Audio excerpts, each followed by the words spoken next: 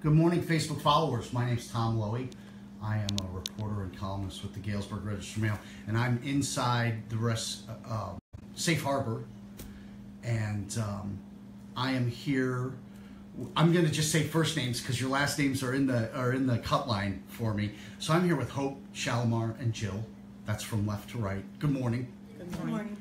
And we're going to talk a lot about Take Back the Night, something that's been going on in Galesburg for 24 years.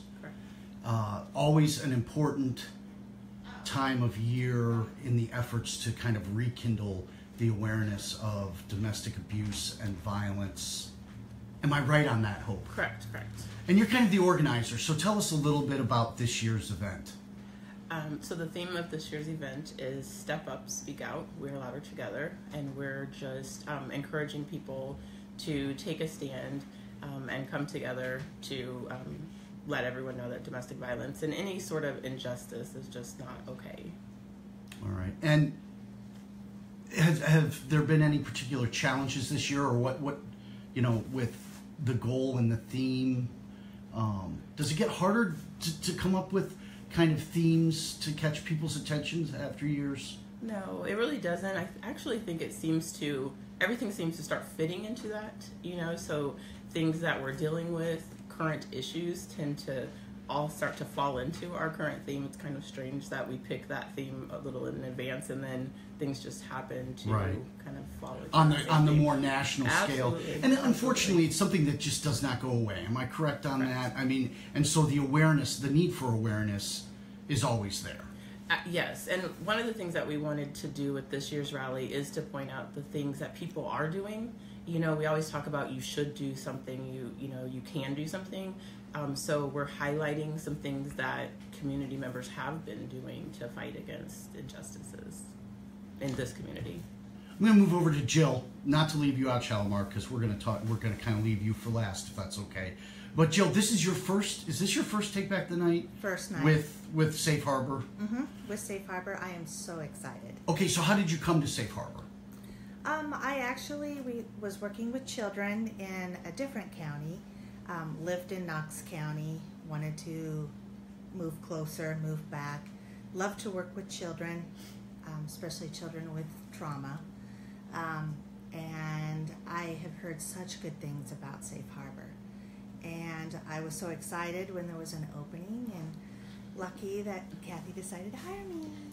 It's like a pane of glass or water. It's not just a woman affected by domestic violence. It's children and maybe grandparents or friends, or it really is it kind of spider webs very quickly.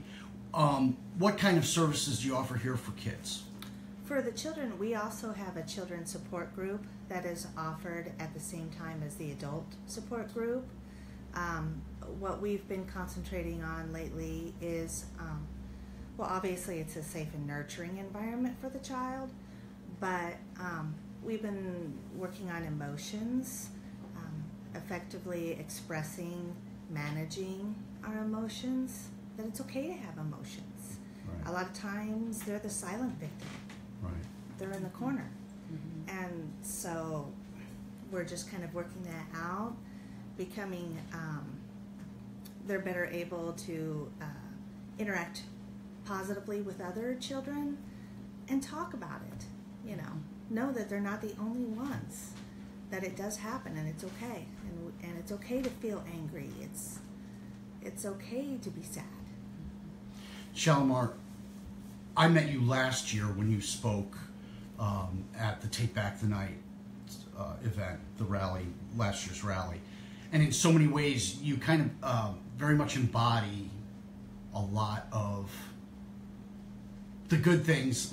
First of all, the experiences, but also then the good things and the things that you need to have to get through it and have a life. And you talk very openly, candidly about your life before, during, and after. Mm-hmm. So this second Take Back the Night that it's actually your third that you're kind of involved with, but your second where you're kind of speaking out on your own.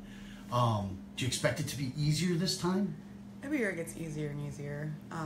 For me, I want people to know that the other side, when you've survived and you've gotten out of the abuse, how my life has changed and how someone's life can change.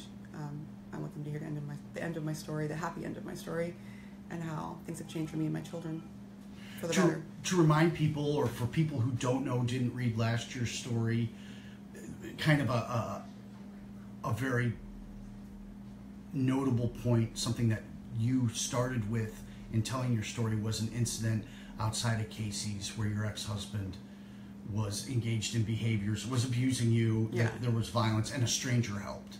A stranger stepped forward and stopped what I think would have gotten worse.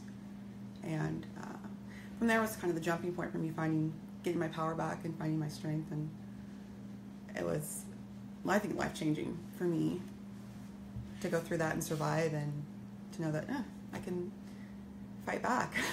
Jill was talking about support groups, and in our pre-interview, let's talk. We talked a little bit about Safe Harbor and the role that it played in you being able to survive and actually blossom again in a lot of ways in what you described. So talk about what you found at Safe Harbor, both in terms of counseling and support. Tremendous support from beginning to the end. They're there with you, holding your hand, to counsel you, to be in court with you, to give you resources that I didn't know were out there for me and my children. I mean, I think they've made me stronger. Okay. And that stronger, louder, the community aspect, is that something you're going to touch on when you speak? Yes, resources. For me, the biggest thing was legal resources and the lack of. So that, I think, is important, to have more resources when a victim wants to leave. Where do they go for help? What can you do for them to keep them out of the situation, to keep them moving forward on their own, and to get their life back? To let people know, in the comments section, I will put, and it'll be right at the top, I will put Safe Harbor's number and the social, the Facebook, where to go on Facebook to find you folks. I want to thank Hope and Shalamar and Jill for joining me today.